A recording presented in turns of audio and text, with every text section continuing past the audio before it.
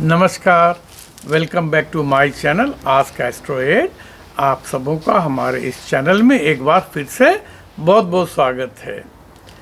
आप लोगों को एक चीज़ बहुत ही कॉमन नज़र आती होगी कि अक्सर लोग अपने गले में काले रंग का धागा, हाथ में काले रंग का धागा, कमर में या बाजू में, और बहुत से लोग पैर में भी काले रंग का धागा बांधते हैं। तो ऐसा क्यों? और आपको एक खास चीज़ और बताऊं कि ये प्रथा सिर्फ भारतवर्ष में हिंदुओं में नहीं है, ये मुस्लिम भी बांधते हैं, ये क्रिश्चियंस भी बांधते हैं, और विश्व के अनेक देशों में हमने देखा है कि वहाँ लोग इस काले धागे का व्यवहार करते हैं। अब काला धागा क्यों? देखिए, इसके पीछे एक बहुत बड़ा साइंटिफिक कारण है। हमारा जो शरीर है, हिंदू माइथोलॉजी के हिसाब से हम ये मानते हैं कि ये पंच तत्व से बना हुआ है। क्षिति, जल, पावक, गगन, समीरा, है ना। इन 5 चीज़ों से हमारा शरीर बनता है, और बाद में हम जला देते हैं या दफना देते हैं तो वो मिट्टी का मिट्टी वो पंचभूत में समाहित हो जाता है।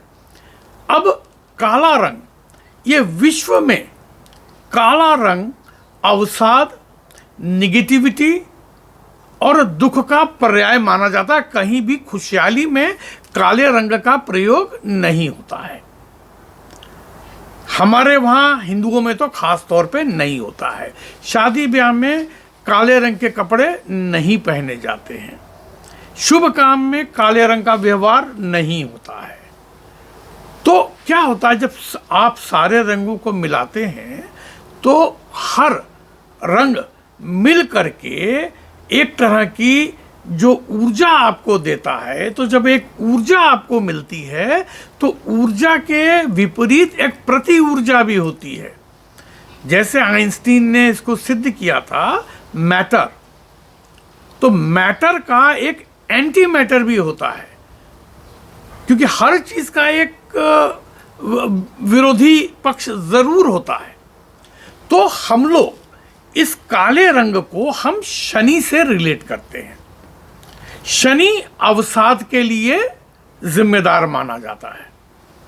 शनि हर प्रकार के कष्टों के लिए माना जाता है। अच्छा, जब भी हमारे वहाँ कोई छोटा बच्चा होता है, कोई सुंदर बच्चा होता है, तो हम लोग या तो टीका लगा देते हैं, या साउथ में गाल पर और यहाँ पर टीका लगाते हैं। लेकिन टीका लगाने के अलावा भी हम हाथ में, गले में, कमर में, बाजू में हम इसको बांधते हैं गंडे के स्वरूप। तो काले रंग का धागा, वो रेशमी हो या सूती हो, वो कैसा भी हो, ये काम जबरदस्त करता है। तो ये क्या करता है, इस पर थोड़ा हम लोग ध्यान देते हैं। देखिए, ये जब भी निगेटिविटी आती है, काला रंग अवशोषित करता है। हमको कोई चीज काला क्यों दिखता है? क्योंकि वो सारे रंगों को अपने में सोख लेता है। तो जब सारे रंग उसने एब्जॉर्व कर लिए तो वहां पर प्रकाश नहीं बचा। इसीलिए जो ब्लैक होल की थ्योरी है कि वहां पर प्रकाश भी खत्म हो जाता है। वो ब्लैक होल जो है प्रकाश को भी समाहित कर लेते हैं, तो इसलिए वो ब्लैक होता है, माने अंधकार होता है।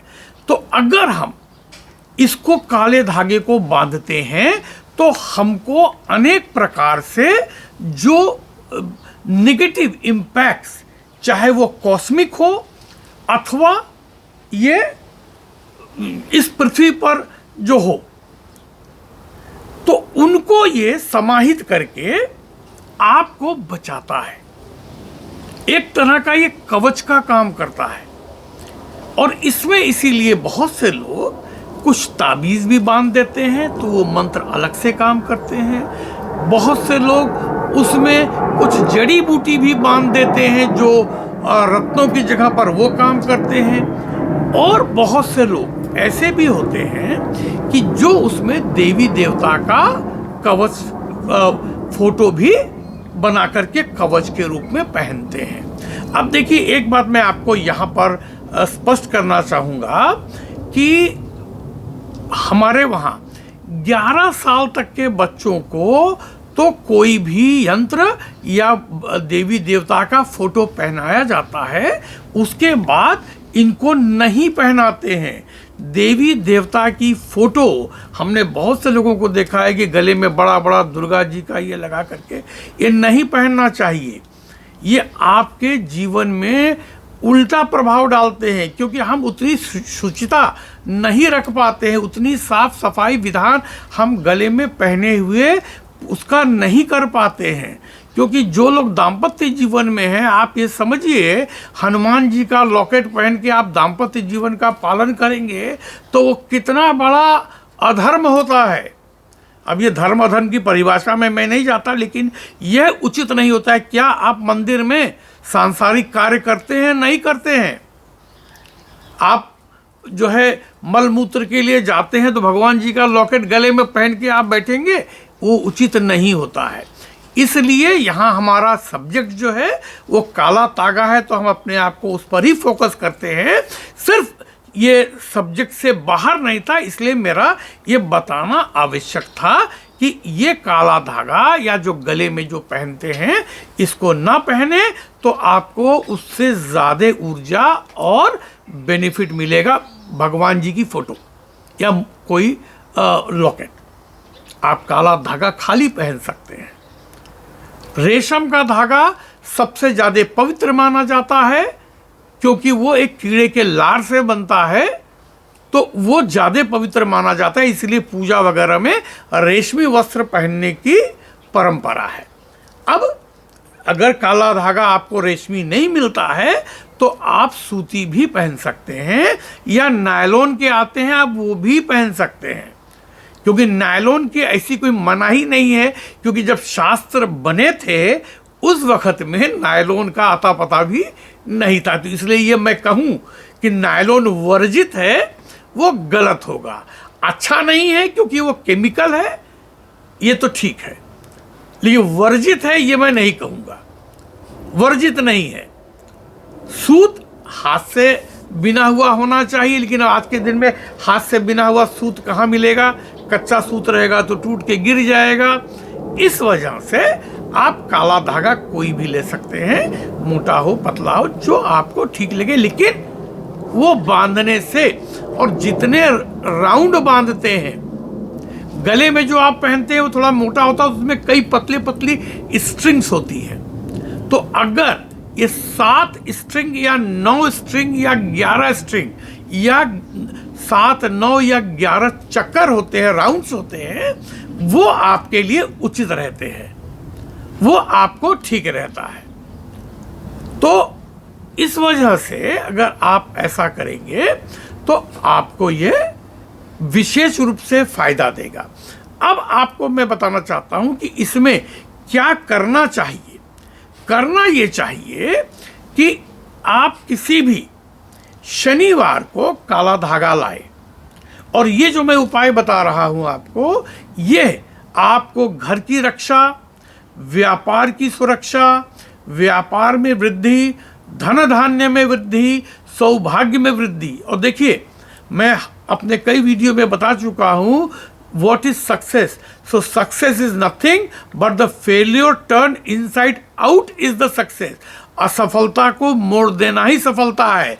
तो निगेटिविटी, लोगों की दृष्टि या कुदृष्टि, जो नजर होता है, वो जब आपको लगती है तो उसका समापन ये काला धागा अपने आप कर देता है। आपको नुकसान नहीं हो पाता। तो जब आपको नुकसान नहीं हुआ तो वो आपका फायदा हो गया, प्लस आपको उसके विशेष लाभ और बेनिफिट तो मिलते ही है। तो आप किसी भी शनिवार को काला धागा लाएं, उसमें 9 गांठें लगाएं, थोड़ी थोड़ी दूरी पर 9 गांठ लगाएं। 9 गांठ लगा करके किसी भी हनुमान जी के मंदिर में जा करके, या अपने घर में जो हनुमान जी की मूर्ति है जहाँ रोज पूजा होती हो, तो उनके पैरों पे लगे हुए सिंदूर को, अगर सिंदूर लगा हुआ है, अगर महावीरी लगी हुई है, तो आप उसको उससे धागे में थोड़ा सा लगाएं और उसके बाद मैं एक मंत्र बताता हूं, मैं लिख के भी इसमें दे दूंगा, तो आप उसको कहिए, सकल विघ्न व्यापहि नहीं तेहि, सकल विघ्न व्यापहि नहीं तेहि, राम सुकृपा, राम सुकृपा बिलो कहीं तेहि, सकल विघ्न व्यापहि नहीं तेहि, राम सुकृपा बिलो कहीं जेहि। तो ये तुलसीदास जी ने लिखा है। इसका एक बार ये मंत्र बोल करके, ये चौपाई बोल करके आप उसको थोड़ा सा हनुमान जी के पैर का सिंदूर उसमें लगा करके अगर आप पहनेंगे, ये आपको जबरदस्त अकथनीय आपको फायदा देगा। आपके व्यापार में वृद्धि होगी। निश्चित मान लीजिए कि जिस पर राम की कृपा हो, इसमें कहा यही गया है ना कि उसको कोई भी विघ्न नहीं व्यापेगा। तो व्यापार में विघ्न ही तो आते हैं, जीवन में विघ्न ही तो आते हैं, तो ये राम जी की कृपा बनी रहेगी। वो कहते हैं, तुलसीदास जी ने आगे भी कहा है, तापर कृपा करई सब कोई। तो जा पर कृपा राम को होई, मतलब राम जा पर कृपा राम का होई, ता पर कृपा करे सब कोई। हर व्यक्ति उस आदमी पर अपने आप कृपा करता है जिस पर स्वयं राम जी की कृपा होती है ना। तो देखिए तुलसीदास जी आगे भी कहा, गरल सुधा रिपु करहि मिताई, गोपद सिंधु अनल शीतलाई। कि विष जो है अमृत बन जाता है, गरल सुधा रिपु करहि मिताई, शत्रु जो है मित्र बन जाता है। गोपद सिंधु, गाय के चलने से उनके पैरों से जो गड्ढा बनता है उसमें जितना पानी आता है, उस पानी से आप बड़े से बड़ा दावानल भी बुझा सकते हैं अगर प्रभु राम की कृपा आपके पास हो। राम का मतलब है जो भी आपके इष्ट देव हैं, आप जिनको भी मानते हैं, आप शैव हैं, वैष्णव हैं, आप जो है देवी पूजक हैं, देवी साधक हैं, आप आस्तिक हैं, आप नास्तिक हैं, करने से तो कोई नुकसान तो है नहीं, आपका कुछ जाता तो नहीं है, फायदा जरूर है। और मेरी बात मानिए, इसमें आपको निश्चित रूप से फायदा होगा। ये करके देखें, यह काम शनिवार को करना है, यह ध्यान रखने की चीज है। किसी भी शनिवार को कर सकते हैं। मिलते हैं किसी एक और एपिसोड में, तब तक के लिए सुखी रहिए, स्वस्थ रहिए, नमस्कार।